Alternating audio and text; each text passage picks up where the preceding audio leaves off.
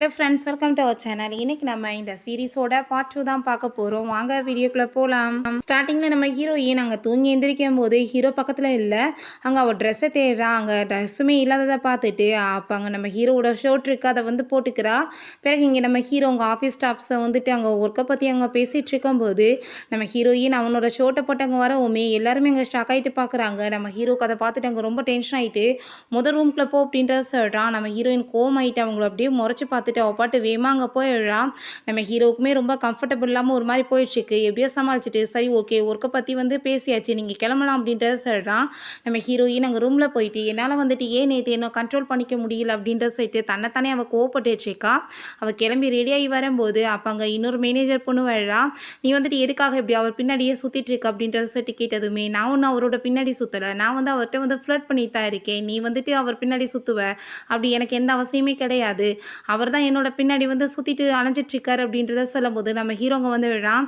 இப்போ வந்து உங்கள் வேலை முடிஞ்சிருச்சுன்னா நீங்கள் கிளம்புங்கன்னு சொல்லிட்டு அந்த பொண்ணுகிட்ட சொல்லிட்டு இந்த உன்னோட ட்ரெஸ்ஸு ஷூஸ் எல்லாம் நீ வாங்கிக்கோ அப்படின்றத சொல்லிட்டு கொடுக்குறான்.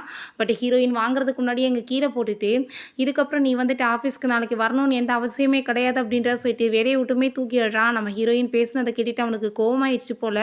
எல்லாருமே கிளம்பி வந்த பிறகு நம்ம ஹீரோயின் இப்படி என்னை வந்து அவன் ஜாப்பை விட்டு தூக்கிட்டான்னு சொன்னதுமே அவங்க ஃப்ரெண்டுக்கு அதை கேட்டுட்டு ஷாக் ஆகிட்டு என்ன சொல்லிட்டு இருக்கா, அவன் பார்த்த பார்வையில் என்ன புரிஞ்சுக்கிட்டேன், அவன் வந்து உன்னை ரொம்ப லவ் பண்ணிட்டு இருக்கான்னு, அதை எப்படி வந்து வேலையை விட்டு தூக்குவான், அப்படி தூக்குனாலுமே அதில் ஏதாச்சும் ஒரு ரீசன் இருக்கும், ஆஃபீஸில் உன்னை பற்றி யாரும் தப்பாக பேசக்கூடாது, நீ அதை வந்து கேட்கக்கூடாதுன்றதுக்காக பண்ணியிருப்பான் அப்படின்றத சொல்லிட்டு பேசிகிட்டு இருக்கா. அப்போ நம்ம ஹீரோயினுக்கு கால் வந்துடுது அவங்க அம்மாட்ட இருந்து. ஜியாங் அவங்க அம்மா கூப்பிட்டுட்டு மேரேஜ் பேச வந்திருக்கா, நீ வான்னு சொல்லிட்டு நம்ம ஹீரோயினுமே வேமா அங்கே கிளம்பி போயிட்டுருக்கா.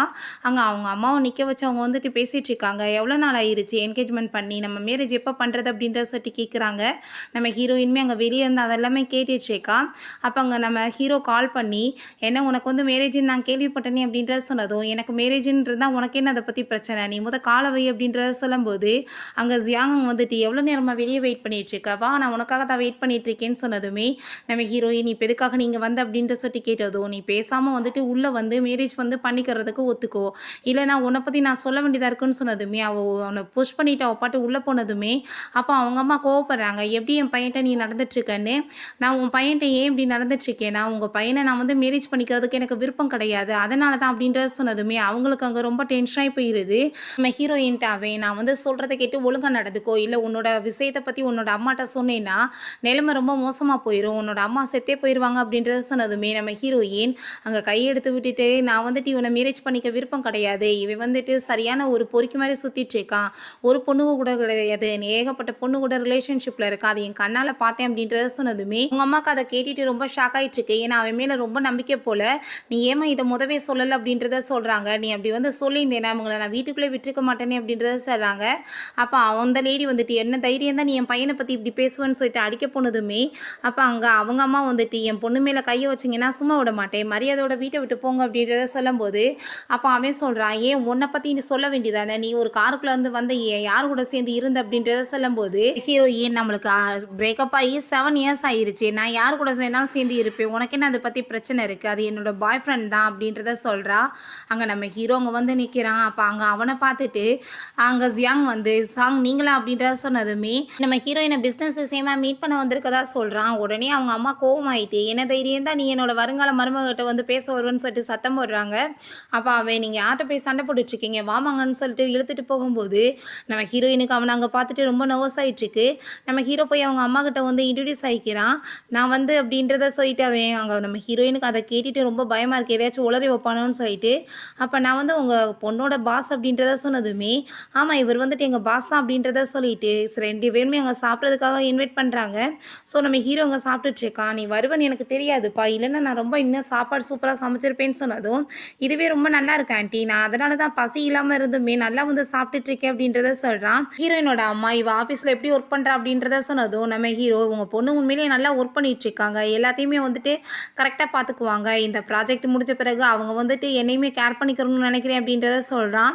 அப்போ ஆனால் அவங்க அம்மாவுக்கு இன்னும் அர்த்தத்தில் இவன் பேசிகிட்டு இருக்கான்றது புரிய மாட்டுது. அதுக்கப்புறம் இவளுக்கு பாய் ஃப்ரெண்ட் இருக்கிறதா சொல்கிறா, ஃபேக்காக சொல்கிறாளா இல்லை உண்மையாக சொல்லிட்டு இருக்காளா அப்படின்றத கேட்கும்போது அங்கே நம்ம ஹீரோக்கு வந்துட்டு அப்படியே அவளை பார்க்கும்போது ஹீரோயினுக்கு பயமாயிட்டு அங்கே நாசியில் ஏற ஆரம்பிச்சிருது. என்னாச்சு அப்படின்ற செட் அவங்க அம்மா கேட்குறாங்க.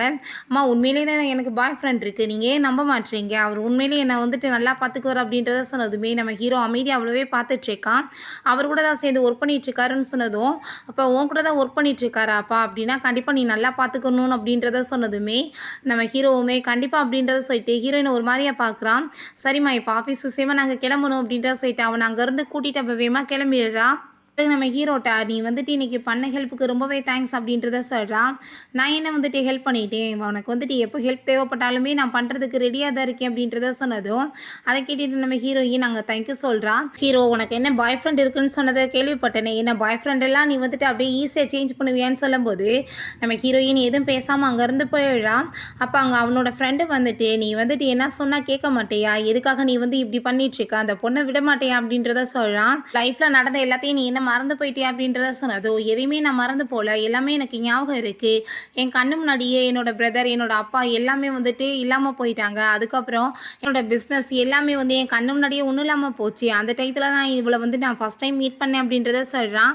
நம்ம ஹீரோ அந்த டயத்தில் சூசைட்டே பண்ணிக்கலான்னு சொல்லிட்டு மைண்டில் வந்திருப்பான் போல். அப்போ அங்கே நம்ம ஹீரோயினோட வீட்டில் அவங்க அப்பா கடனை வாங்கி வச்சுட்டு போனார் இல்லையா, அந்த ஆளுங்கெல்லாம் வந்துட்டு மிரட்டிகிட்டு இருந்திருக்காங்க.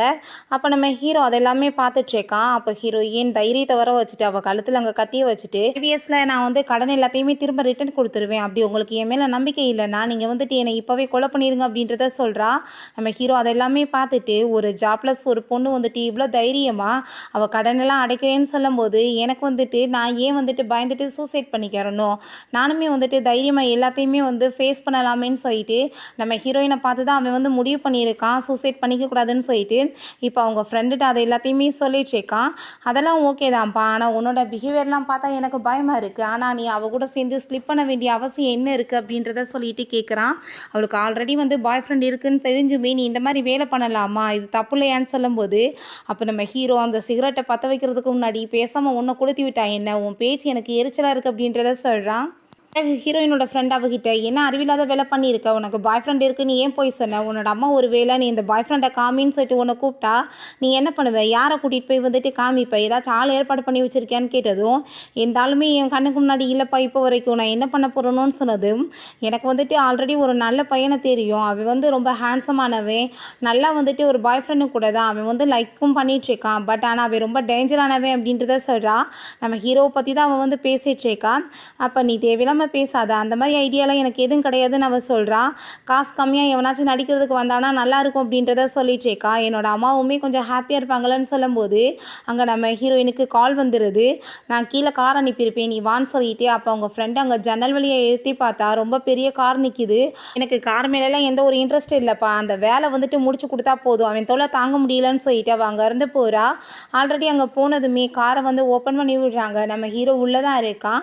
அங்கே ஒரு மெடிக்கல் பாக்ஸை கொடுத்து நீ வந்து எனக்கு மெடிசன் போட்டு விடு அப்படின்றத சொன்னதுமே ஏன்னா இப்போ ஆஃபீஸ்க்கு போகணுன்னு சொல்லிட்டு மெடிசன் போட சொல்கிற அப்படின்றத சொல்லிட்டு இருக்கும்போது நம்ம ஹீரோ அங்கே காயத்தை காமிக்கிறான். யார் வந்து உன்னை இந்த லெவலுக்கு அடித்தாங்க அப்படின்றத கேட்டதும் எல்லாம் உன்னோட வேலை தான்ப்பா, நேற்று நீ பண்ண வேலையால் தான் இந்த மாதிரி ஆயிடுச்சுன்னு சொன்னதுமே நம்ம ஹீரோயினுக்கு ஒரு மாதிரி அங்கே ஃபீல் ஆகிட்டு வேமா அவங்க இருந்து இறங்கி போகிறா. அவன் கையை பிடிச்சிட்டு எங்கே போயிட்டுருக்க, நீ வந்து காயமாக்குனதுக்கு நீ தான் மெடிசன் போட்டு விடணும், நான் வந்துட்டு எங்கே கூப்பிட்டாலும் இந்த வேலையை வந்துட்டு நீ தான் பண்ணி ஆகணும் அப்படின்றத சொல்கிறான்.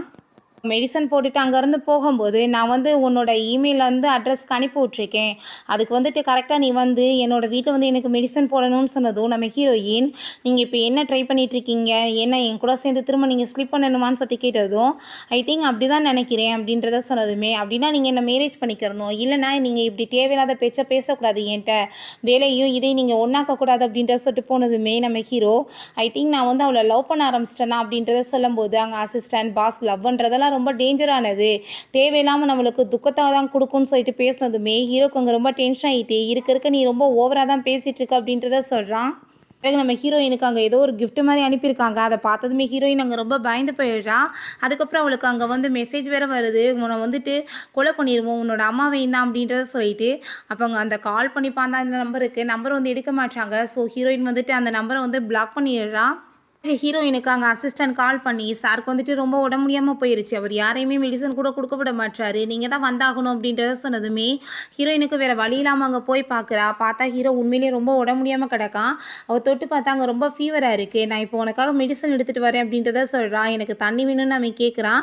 இப்போ வேகமாக போகும்போது அங்கே கையை பிடிச்சி இழுத்துட்டு, நீ வந்துட்டு என்ன நினச்சிட்டு இருக்க, 5 இயர்ஸாக என்னோட லைஃபவே நான் உனக்காக கொடுத்துருக்கேன், ஆனால் நீ வந்துட்டு அதெல்லாம் கண்டுக்காமல் அடுத்தடுத்து பாய் ஃப்ரெண்டை சேஞ்ச் பண்ணிட்டு இருக்க, என்னை பற்றி நீ வந்து என்ன நினச்சிட்டு இருக்கன்னு சொல்லிட்டு அங்கே ஹக் பண்ணிட்டு அவன் பாட்டு புலம்புனதுமே நம்ம ஹீரோயின், நீ என்ன பேசிட்டு இருக்கா, 5 இயர்ஸாக நீ எனக்காக என்ன பண்ண அப்படின்றத சொல்லிட்டு அவள் கேட்குறா.